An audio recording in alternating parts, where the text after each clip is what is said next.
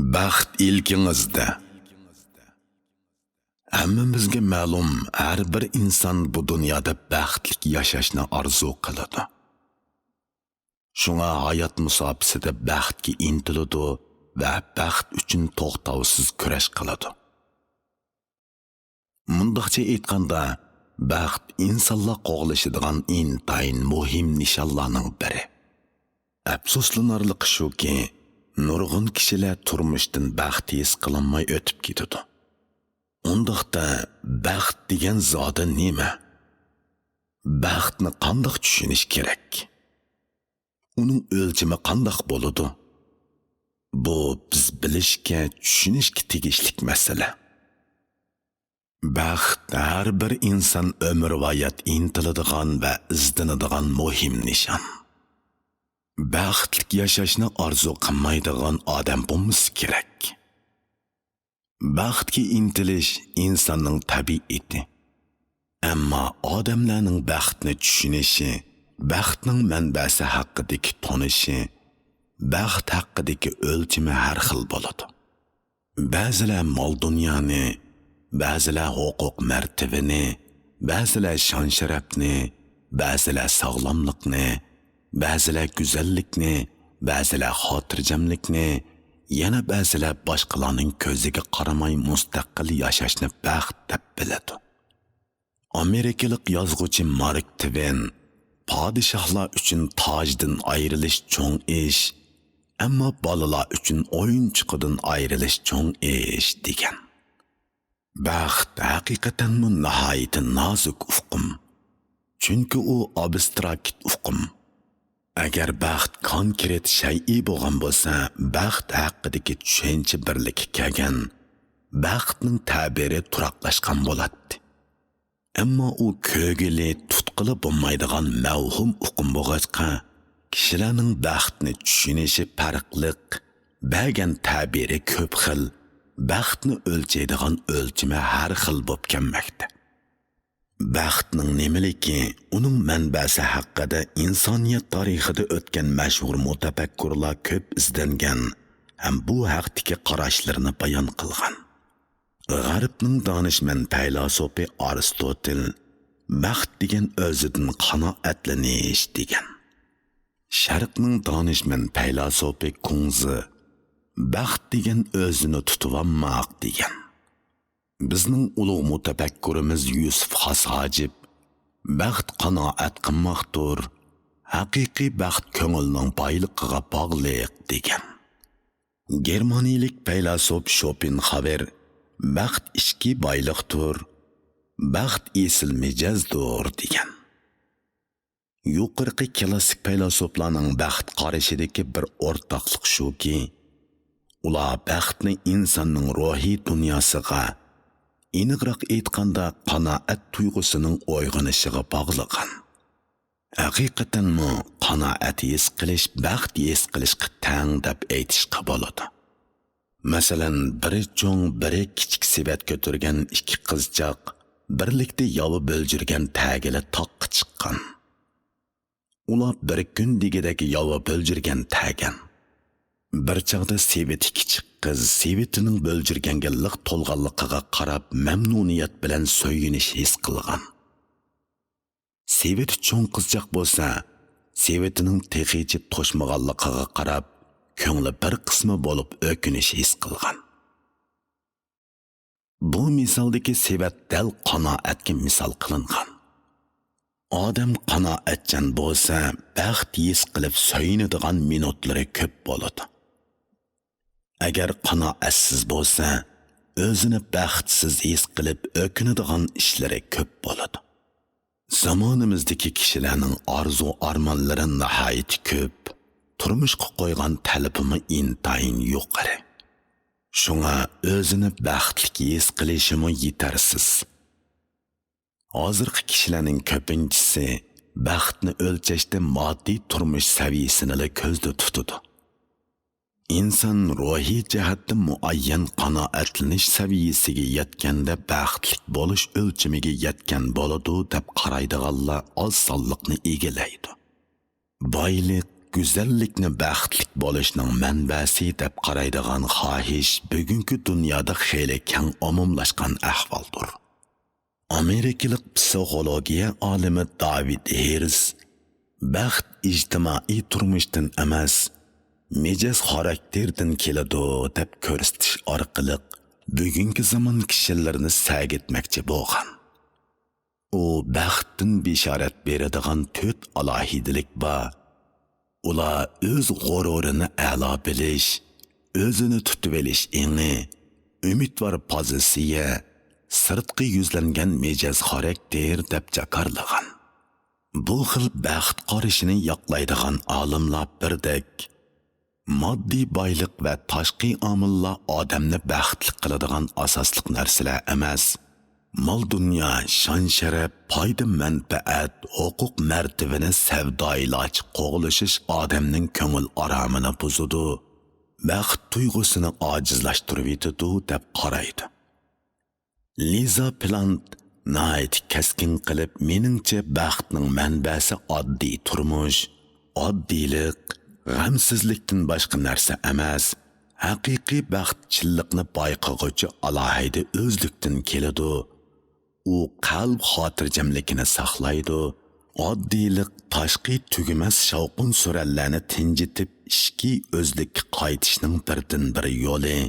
Amalimizning kichikkina o'sishi uchun boshliqning qattiq ayblashlariga undamagan hamda yil beshidan oxirigacha chiroyimizdan kulkini o'ksitmagan, tugamas uchrashishlar uchun ko'ngil qo'yib yasanib, zo'rig'i kulimsirab oxir uyga qaytib yakka yigona va ojiz o'zimizga yuzlangan chig'imizda biz o'zimizga men nimishqa shundoq qilaman, u shuncha vala muhimmi deb savol qo'yishimiz lozim. Bizning ehtiyojimiz qanchaki oz bo'lsa, erishadigan erkinligimiz shuncha ko'p bo'ladi. Ozodlik ko'proq, bearomlik ozroq bo'lish, chinlik ko'proq, soxtalik ozroq bo'lish, xushallik ko'proq, kulfat ozroq bo'lish. Mana bu oddiy turmush talpinadigan nishon degan. Psixolog Adi Dina baxt tuyg'usiga erishishning yo'llarini texmi kengaytib, turmushdagi odatdagi ushoq ishlardanmi baxt his qilg'ili bo'ladi. Atalmış baxt qalbingizdagi bir xil tuyg'u, o'zingizning baxtli ekanligingizga ishonib, o'zingizni borlarini qadrlang deydi. Menmo baxt masalasida dal mushundaq pozitsiyaning bo'lishini quvvatlayman. Haqiqatanmi baxt degan ilkidikini qadrlashdan keladi. Hargizmi boshqalarning qo'lidagiga talmirishdan kelmaydi. Sababi yaratquchi hech kimga hammani beravatmaydi. Bu nuqtada Avstraliyalik 2 puti yo'q tanliq notiq John Keatsning siz sapmakash kiyalganligingiz uchun baxtlik degan mashhur so'zi o'ylanib beqishga arziydi. Aristotel, Kongze, Yusuf Xas Hojib qatorliqlar o'xshashlab baxt qanoatdan keladi degan. Ba'zilar buningdan farqli holda baxt degan hargizmi o'zini qanoat topqizishdan kelmaydi, balki u qimmatli nishon yo'lida to'xtamay izlanishdan keladi deb qaraydi. Oydinlashtirib olish zarurki, qanoat qilish degan so'z hargizmi o'rin bo'lish, bo'shang bo'lish degan so'zga barobar emas. Ochliqqa, nomrodlikqa, xorzorlikqa, zulmga, adolatsizlikka shukr qanoat qilishni nomus deb bilish normal g'ururga ega barliq insonlarga o'rtaq. E'tirof qilish kerakki, odam qanoatsiz maxluq. Qanoatsizlik insonning tug'ma tabiati. Inson ana shu qanoatsizlik ichida baxt izlaydi. Mundaqcha aytganda, qanoatsizlik taraqqiyotning xemir turuvchi. Buningdan ko'rib olishga bo'ladiki, qanoatsizlikning ijobiy tarafimi, salbiy tarafimi bor. Uning ijobiy tarafi shuki, qanoatsizlik bir xil intilish kuchi. Aktiv pozitsiya, shundoqla tashabbuskor holat. Uning salbiy tarafi shuki, qanoatsizlik bir xil oshko'zlik.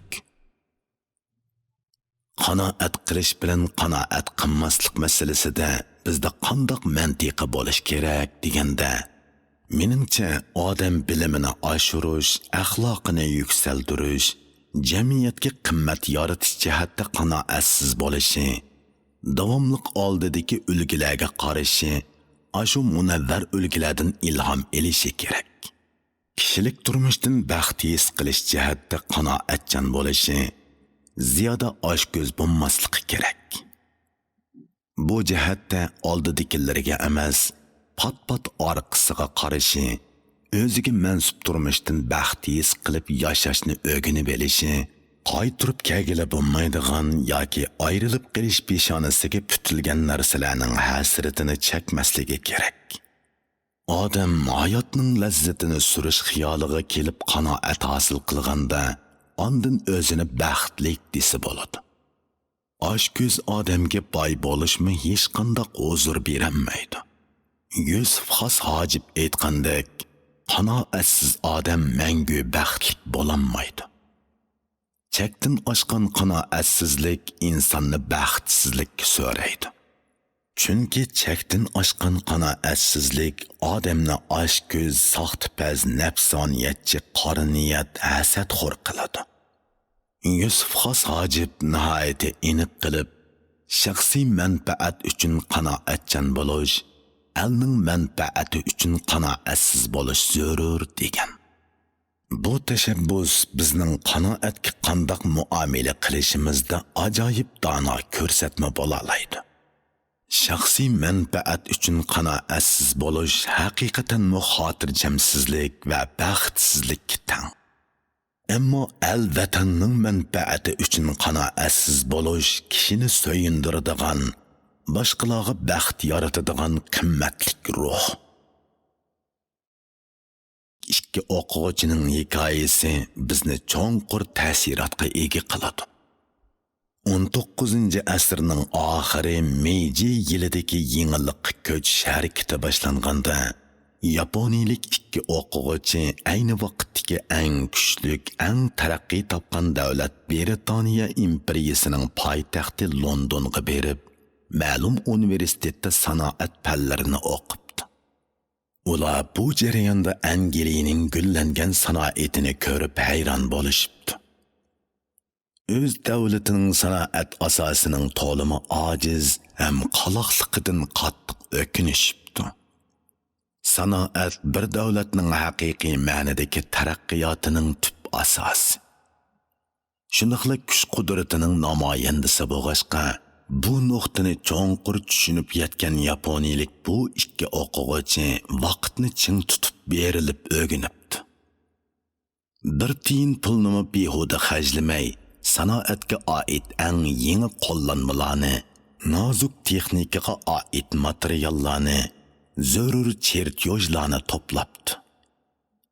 Ular bir necha yillik o'qishini nihoyat jafoda, ammo intayin ko'ngildagidek tamomlab, doktorlik qalpoqlarini boshlariga kiyishib, yuk taqlarini tengishib, yuksak orzu-armonlarni ko'ngliga pukishib, ona vatani Yaponiyaga qaytishga jabdunabdi.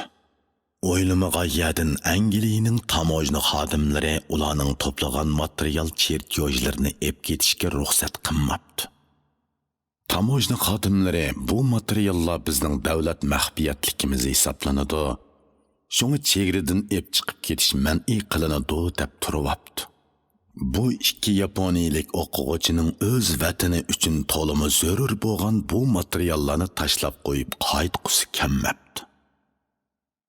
Noiloj qolgan bu ikki o'quvchi oxir kishining farosati va jasoratidan halqib ketgan bir favqulodda chorani o'ylab tepibdi. Ikkisi bir niyat bir maqsadga kelib putishibdi. Ular mardonalik bilan chek tashlash usulini qo'llanib, biri o'lim yo'lini tanlab, qornini yerib o'zini o'ltiribdi. Yana biri o'lguchining qo'saq bo'shliqini pak-pakiz adolab, ichiga eng zarur materiallarni qachilab, operatsiya yip-yangnisi bilan tikibdi. Ondan munosabatlik o'rinlarga operatsiyada o'lib ketgan Yaponlarning odati bo'yicha jasadni vatanga ep ketib, urug' tuqqanlarga topshirib bermasam bo'lmaydi deb ma'lum qilib, paraxot bilan Yaponiyaga qaytirib ketibdi. Kesib aytishqa bo'ladi-ki, bugungi Yaponiyaning taraqqiyoti ana ashundoq vatan uchun qanoatsizlik bilan o'zini beg'ishlash ruhiga ega minglagan, millionlagan yapon o'g'il qizlarining fidokorligining natijasi. Yaponiyalik bu ikki o'quvchining vatan uchun qilchi ikkilanmay jinini fido qilishi kishini haqiqatan o'ylantiradi. Biz odatda kundalik turmushda vatan to'g'riliq gap sotadigan kishilarni ko'p ko'ramiz. Ammo ko'pinchimiz halqiliq paytda boshqalarning badal to'lashini orzu qilib, o'zimiz bo'lsa qo'l qo'yishtirib turib olamiz. Shundoq aytishqa bo'ladi-ki, vatanparvarlik yuksak ruh. Bundoq yuksak ruh hammalik kishining vujudida bo'lavermaydi. Vatan deb vaqirab qo'yish cho'ng gap emas. Vatan uchun fidokor bo'lish qaltis ish. El qatori yashash mushkul emas. Vatan tuyg'usida mardona yashash mushkul ish. Vatanni so'yish hech gap emas. Vatan uchun kurash qilish qaltis ish. Demak, yaponiyalik ikki o'quvchining al-vatan uchun baxt yaratish yo'lidagi yuksak vatanparvarlik ruhi, yana bir jihatdan aytganda, elning manfaati uchun qanoatsizlik bilan yashashning tipik ifodasi.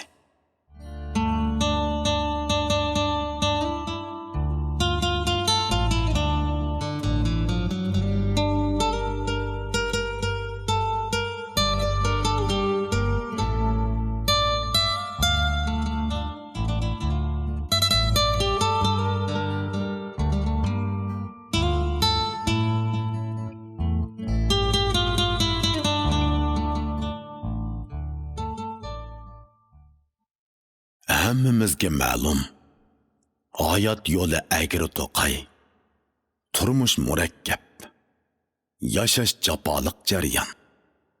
Mushundoq murakkab jafoliq hayot musobisida odam ha degandala o'zini baxtli his qilib yashamoqqa tas. Chunki hayotda ko'p hollarda ofat bilan omad orlashib ketadi yoki navbatlashib turadi. Turmushning rohatiga qaraganda jafo mushaqqati ko'p bo'ladi. Odamning erishkiniga qaraganda yo'qotqini ko'p bo'ladi. Mushundaq ahvolda baxt his qilib yashashning qandoq yo'li bor? Insonning hayot musobisi haqiqatan xilma-xil qismatlarga to'lgan bo'ladi. Ammo ishonish kerakki, mayli baxt bo'lsin yoki baxtsizlik bo'lsin, nisbiy bo'ladi. Mutlaq baxtning ilkida yayraydigan yoki butunlay baxtsizlikning quchqida ingraydigan odam yo'q deyarlik. Shohona saroylarda rohat farog'atning ilkida o'sgan shohzoda malikalar muhabbat nikoh masalasida samonliqda murodiga yetishgan namrat qiz yigitlarchilik baxt tuyg'usiga cho'malanmasligi mumkin. Shaharlarda egiz binolari boylar, turmushi g'o'rigil oddiy oilalar kundidagidek bahramand bo'ladigan illiq, xotirjam, ko'ngillik go'zal oqshomdan to'lima oz bahramand bo'lishi mumkin. Shunga baxt bilan baxtsizlik nisbiy bo'ladi deb qarash odatdagi savodga aylangan.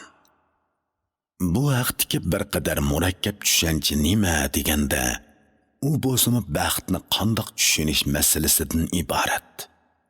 Mutafakkur olimimiz Abdushukur Muhammadimin bir ruboisida mundoq degan: qismati qomus hayotning har beti rohat manga, mayli qayg'u mayli shodlik kagini omad manga. Bo'lsigar qalbingda hikmat qilg'usi jutni bahar, bo'lmasa qalbimda hikmat omatim ofat manga. Bu ruboining falsafiy ma'nosidan ko'rib olishga bo'ladiki, insonning bilimi mo'l bo'lsa, hayotning qonuniyatlarini cho'nqur tushuna olsa, taqdirning o'yinlarini donishmandlarga xos nazar bilan ko'zi talisa, har bir ishdan bir cho'nqur ma'ni his qilib ruhiy jihat tamkin xotirjam yashay oladi.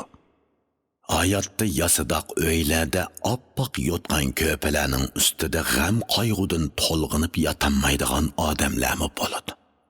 Qorong'u kameralarda pit yotqanlarning ichida xotirjam xo'rak tatib uxlay oladigan odamlarmi bo'ladi. Bu Shopenhauerning ruhiy dunyosi boy odamlarla o'zini eng baxtli his qiladi degan hikmatlik so'ziga to'g'ri keladi. Ammo ruhiy jihatdan boy bo'lish undoq oson ish emas. Bu xil boylik mijoz xarakterining esil, bilimining mo'l, aqlining o'tkir, g'oyasining yuksak, qimmat qarashining o'zgacha bo'lishi bilan xarakterlanadi.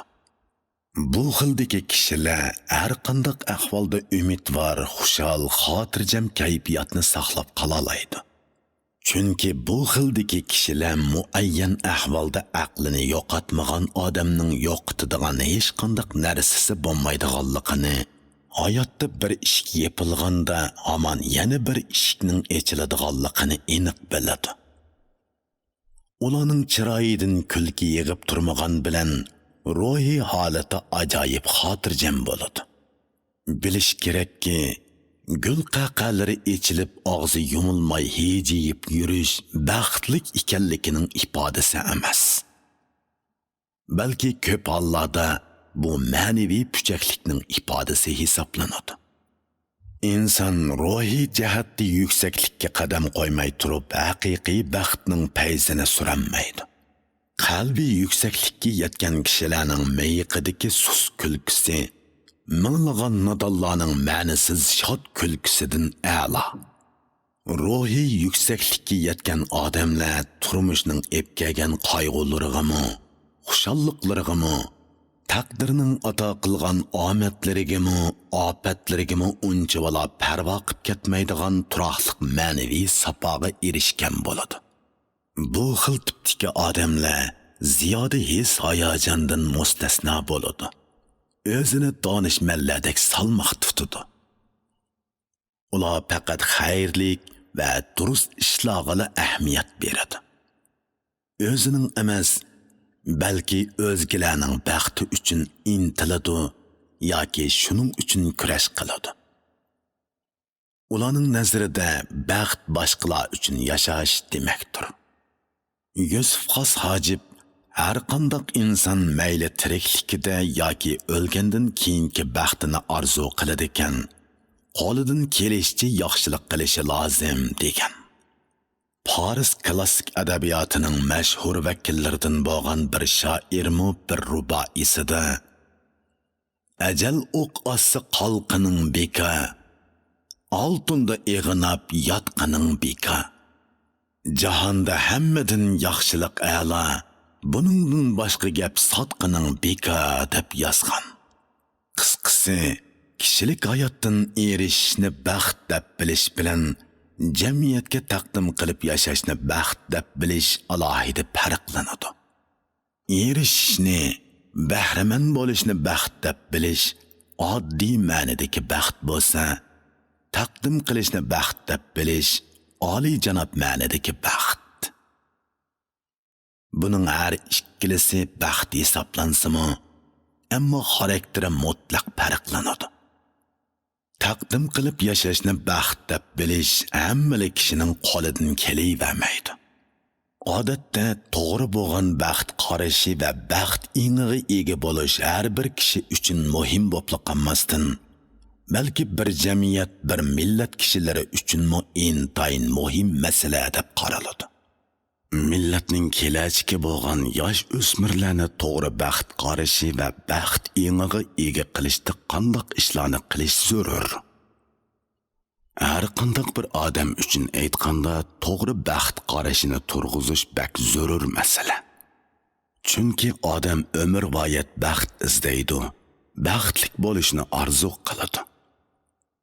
Ammo baxtning nimaligini, uning manbasini nurg'un kishi bilmaydi.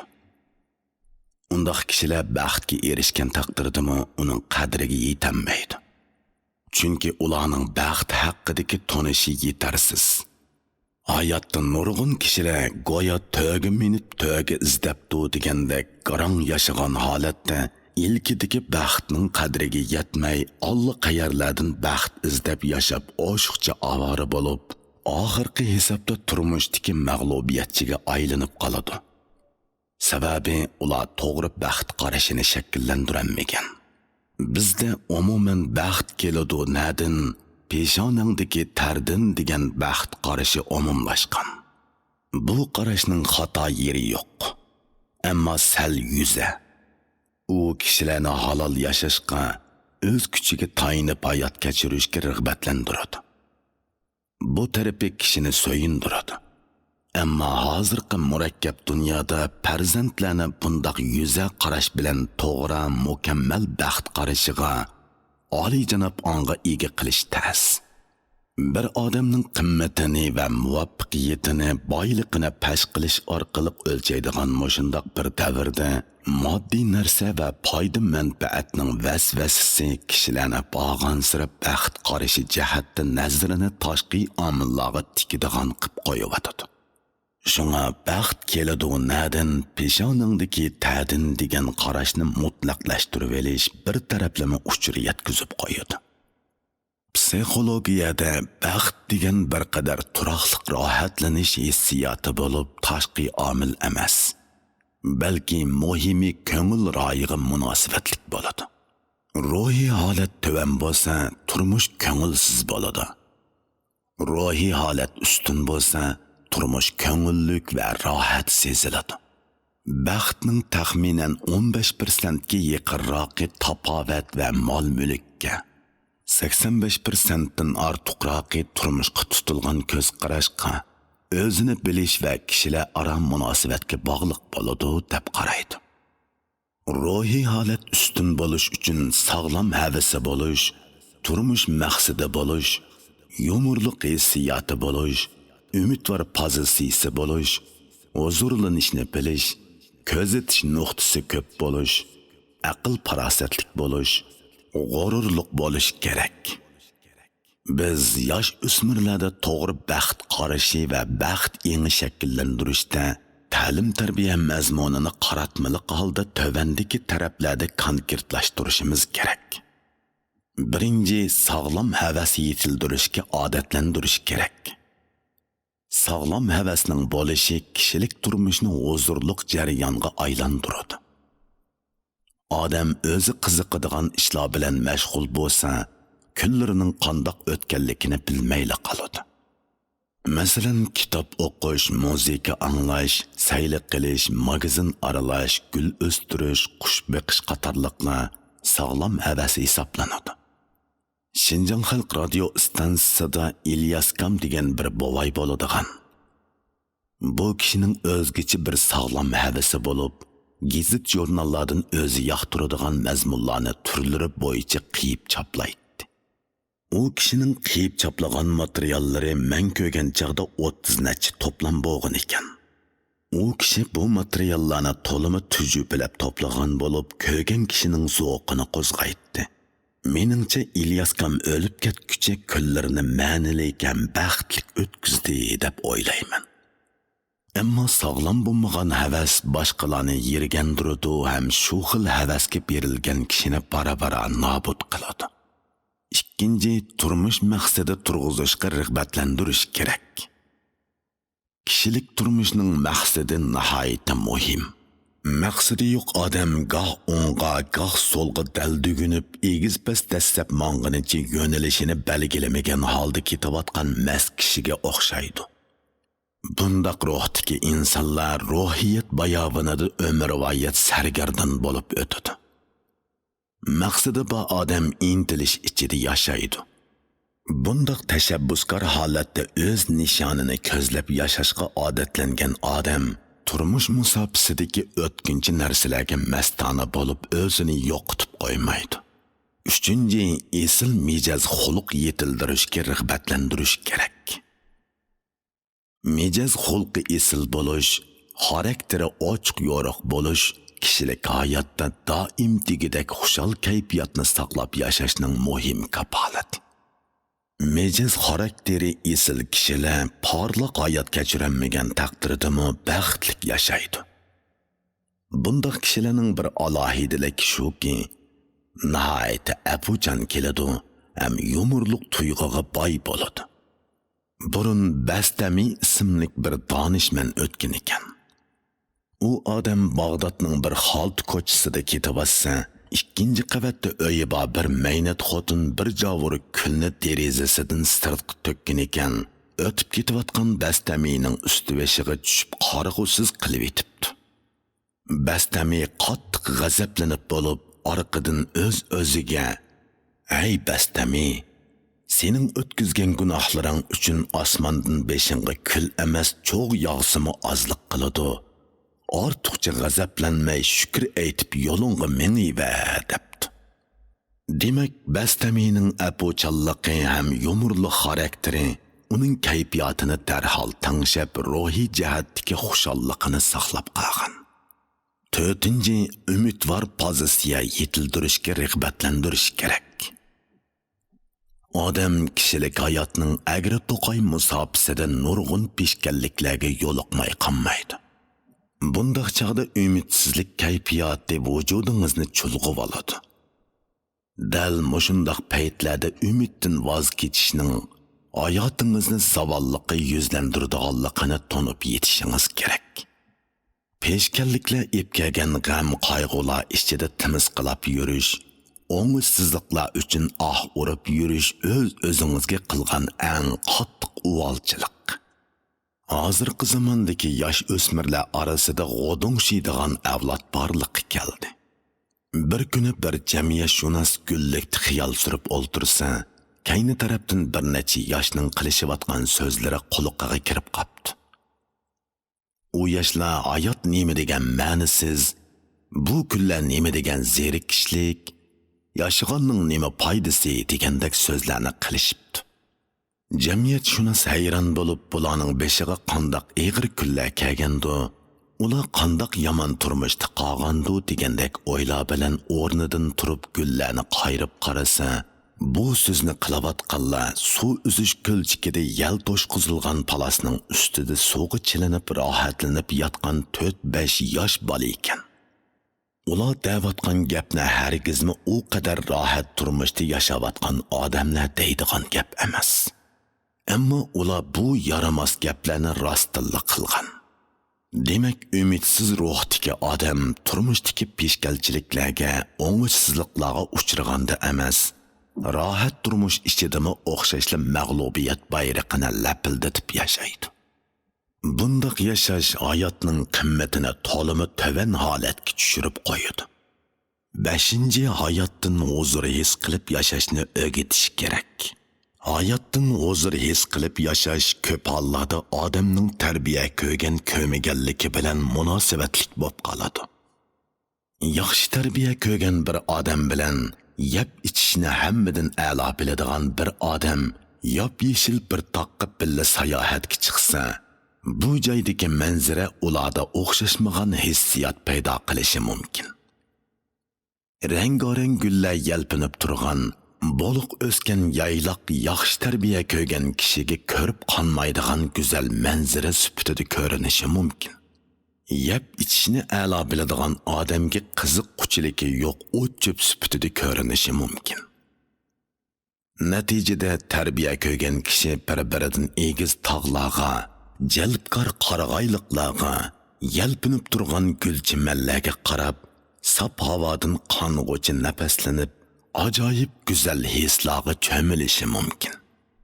Yeb ichishni hammadan a'lo biladigan odam oq uyning ichiga kirib pushuldab o'ltirib go'sht yog' yeb, och qaroqni mazza qilib ichib xudini yo'qotgan holda huzur surishi mumkin. Qarimoqqa har ikkilasi huzurlangan bo'lsa-mu, ammo sifatida osmon zamin farq bor.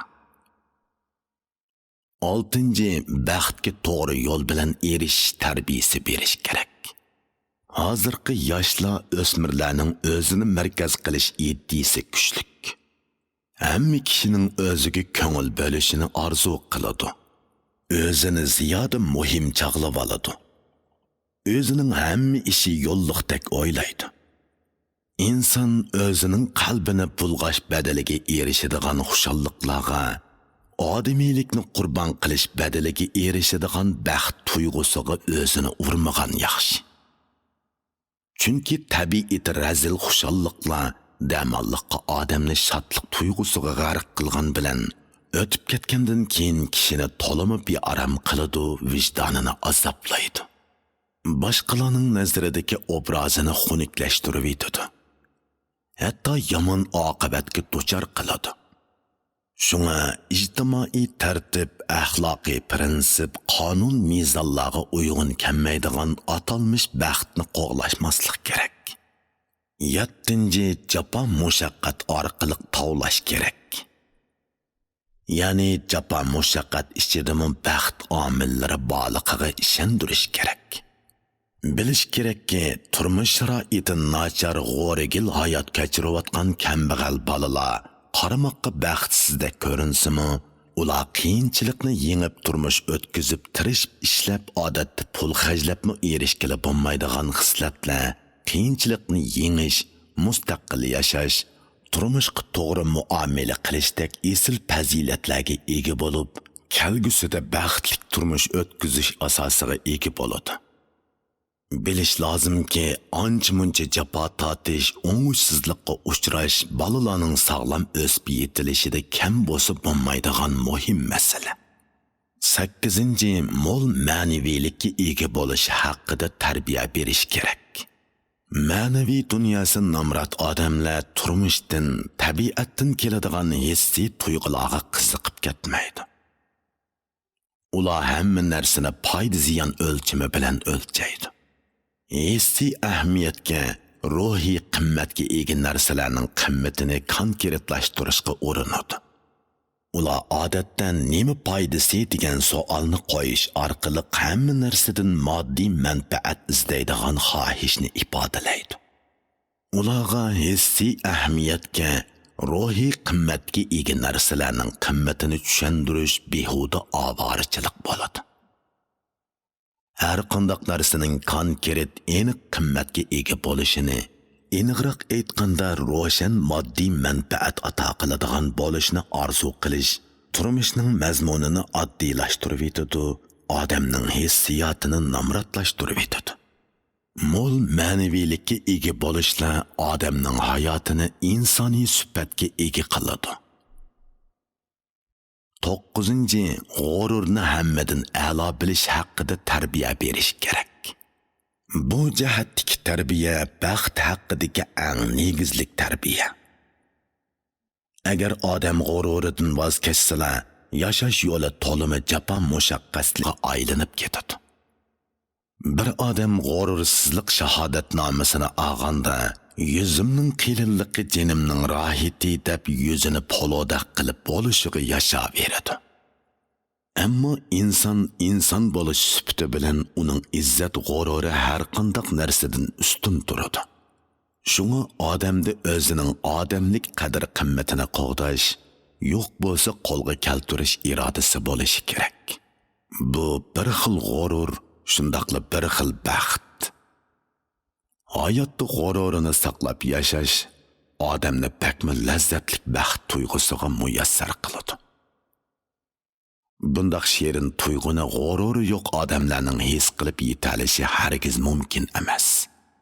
Martabasining kichikkina o'sishini tama qilib, yil bo'yi xo'sh-xo'sh deb yashashga odatlanib ketgan bir qism odamlarning ma'naviy jihatda o'zini mag'rur tutib, g'ururi bilan yashashning qimmatini his qilib yetalishi to'limi tas.